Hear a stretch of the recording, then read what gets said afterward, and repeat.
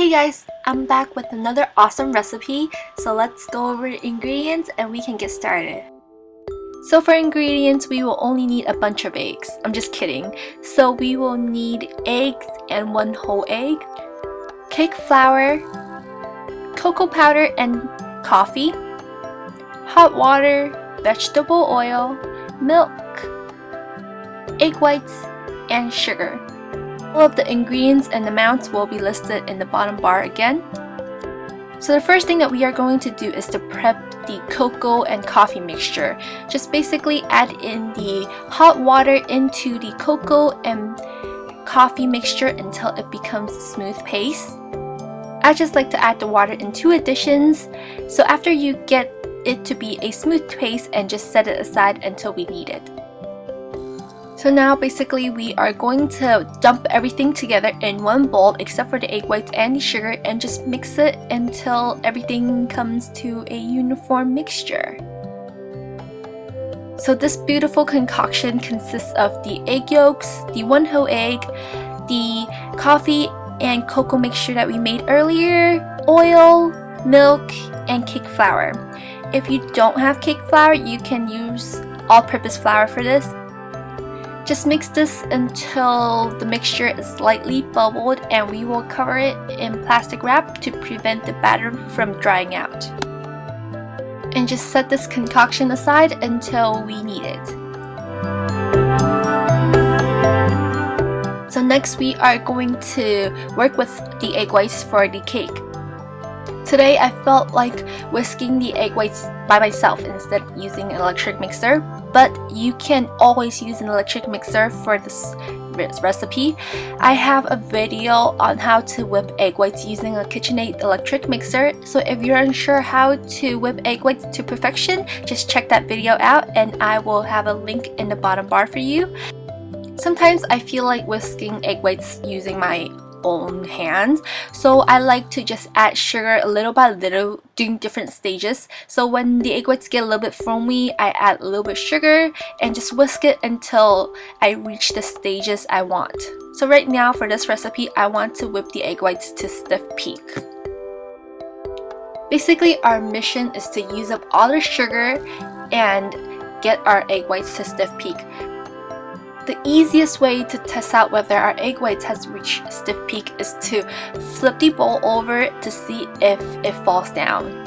You have to be confident about this because sometimes my egg whites aren't as perfect as I wanted and they all fell on the table. I don't want that to happen to you, so good luck! So after our egg whites are done, we are going to go back to our beautiful concoction that we have made earlier, and just basically we are going to fold in our egg whites into the egg yolk mixture in about 3 portions or so. You want to work fast, but you don't want to break any of that beautiful egg white bubbles that you have made earlier.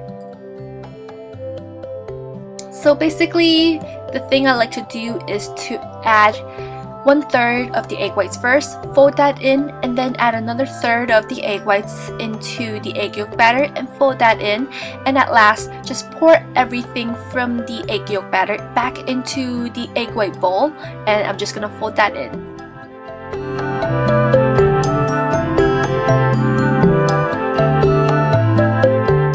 You should stop folding when you don't see any big egg white lumps. If there's tiny ones, just ignore it. You don't want to overmix the batter or else the cake will be gummy and it won't rise properly.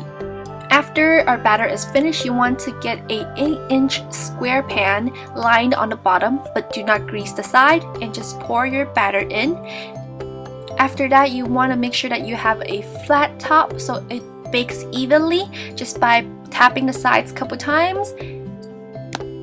Doing that will also prevent having any large bubbles inside the cake. So next we are going to prepare a contraption for a steam bake. So I'm just going to take the batter, the cake with the batter, and put it on top of a bigger pan and put the bigger pan inside another bigger pan. So I'm just going to pour hot water into the largest pan that we have. This will prevent the cake from getting soggy, and also you can make a steam bake environment for the cake to bake in so it will stay nice and moist.